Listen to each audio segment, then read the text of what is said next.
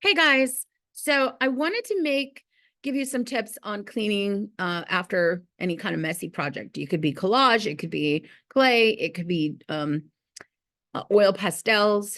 And I know the kids feel their hands are sticky and they're gross. But you have one sink and you have 25 kids, and sometimes you might be like me that has 35 minutes.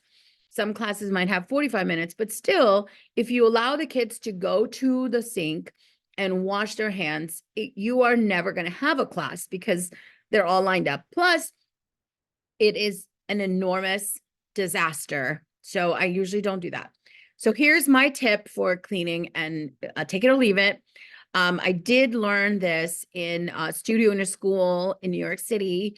I was an educator with them I was hired through them as a grant to a school, PS 132. So shout out to Studio in a School and PS 132. So anyway, a bucket. You do need a bucket first. I know my bucket is gross, but it's a dollar store bucket. And I have parents have actually been amazing. They've donated these little dish rags, or I don't know what they're called, wash towels. And the material in them is, they're not cotton, they are polyester. There you go. And that has been amazing. So, and then the one thing this year that I discovered is I got one of these, and I'll explain to you in a second why. So when it's cleanup time, and I would allot maybe like 7 to 10 minutes of cleanup.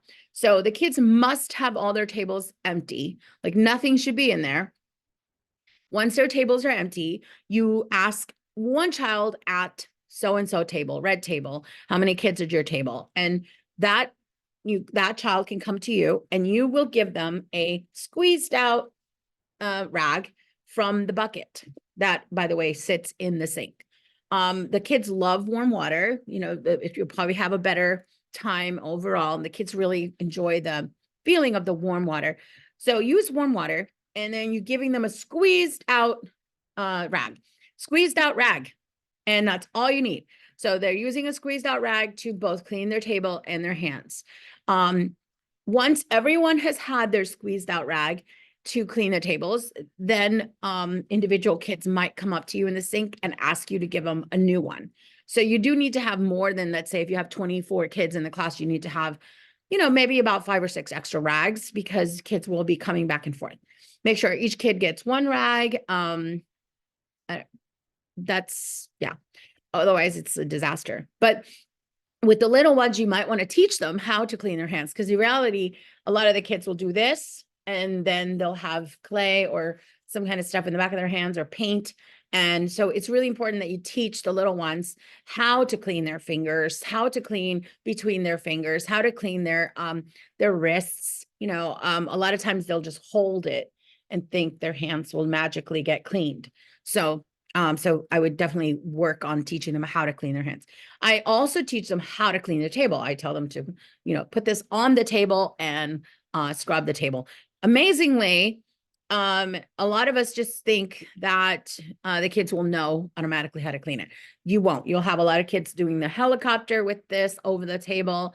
You'll have a lot of kids going around the table like a merry-go-round. So once you notice anything like that, you need to address it and say, no helicopter, no merry-go-round, and how to clean their hands. If you notice the kids are not cleaning their hands correctly, you do need to teach them that. Therefore, nobody goes to the sink at all in my class, because, like I said, time is very important, and you want them to spend that time making art and not standing in a line to wait for the sink to wash their hands, to then make a further disaster that later have to fix. And most of us, if you're like most of us, you have maybe a few minutes between classes. So that's not even an option. For teachers, I get these for my hands, especially when I do clay. That way my hands don't suffer. And here is my latest amazingness is I found this in the giveaway pile at the end of the year. And I put it over my sink. And at the end of the day, all I have to do is rinse out my rags, and I stretch them out over the dish rack. And then when I come back the next morning, they are dry which is really important because you don't want the rags to smell, because the kids, very, very sensitive. They're like, oh gosh.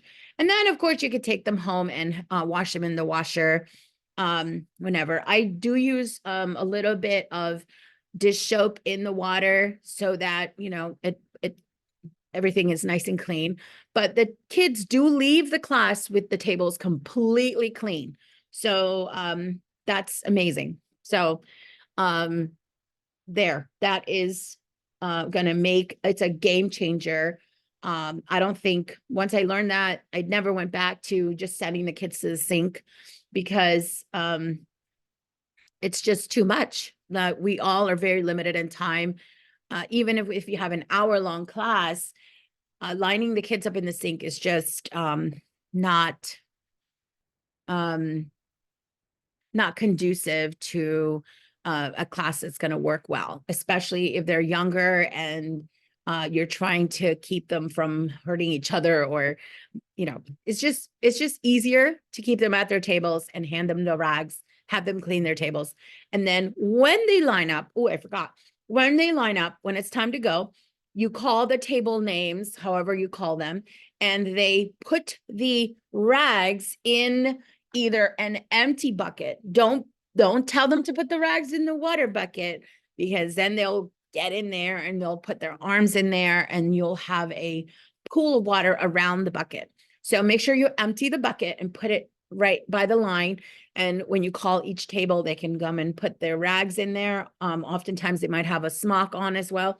Take off the t-shirt smock and put it in the box, and then line up. So that is sort of my end of class routine. And I think it works really well. And I just wanted to share it with you. All right.